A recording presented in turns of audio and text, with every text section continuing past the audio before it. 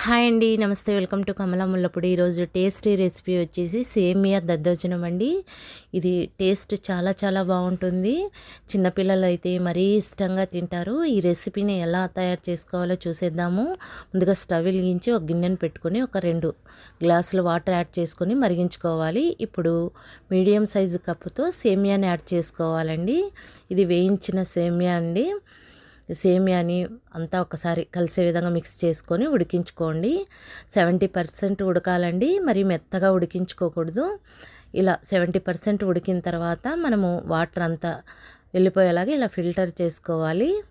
ఇప్పుడు వాటర్ అంతా వంపేసుకున్న తర్వాత పైన మనము చల్లనీళ్ళు యాడ్ చేసుకోవాలండి. ఎందుకంటే సేమియా మరీ మెత్తబడకుండా ఉంటుంది ఇలా యాడ్ చేసుకోవడం వల్ల. ఇప్పుడు స్టవ్ వెలిగించి ప్యాన్ పెట్టుకోవాలి. 2 టేబుల్ స్పూన్ ఆయిల్ యాడ్ చేసుకోవాలండి. ఆయిల్ వేడైన తర్వాత ఆవాలు, జీలకర్ర, పచ్చిశనగపప్పు, మినపప్పు, 2 ఎండుమిర్చి తుంచి వేసుకోవాలి. అల్లం ముక్కలు 1 టేబుల్ స్పూన్ యాడ్ చేసుకొని మిక్స్ చేసేసుకోవాలి. స్టవ్ని మీడియం ఫ్లేమ్ మీద ఉంచుకొని వేయించుకోండి.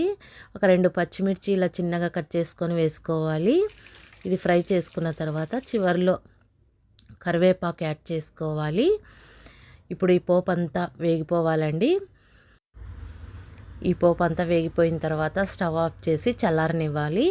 ఇప్పుడు మనము సేమియాని ఒక బౌల్లోకి వేసుకోవాలి.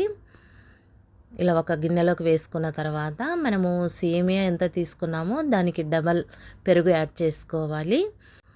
తర్వాత దానిమ్మ గింజలు చిన్న సైజు కప్పుతో యాడ్ చేసుకోండి.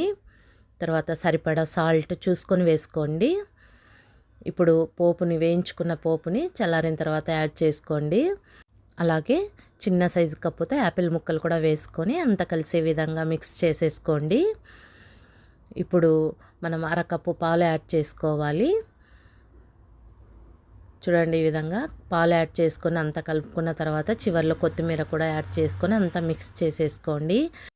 అంతేనండి, చాలా రుచికరంగా సేమియా దద్దోజనం మనకి రెడీ అయిపోయింది. సింపుల్గా ప్రిపేర్ చేసుకోవచ్చు. పిల్లలే కాదండి, పెద్దవాళ్ళు కూడా చాలా ఇష్టంగా తింటారు. ఇలా ఒకసారి ట్రై చేసి చూడండి. వీడియో నచ్చినట్టయితే లైక్ చేయండి, షేర్ చేయండి, సబ్స్క్రైబ్ చేసుకోండి. థ్యాంక్స్.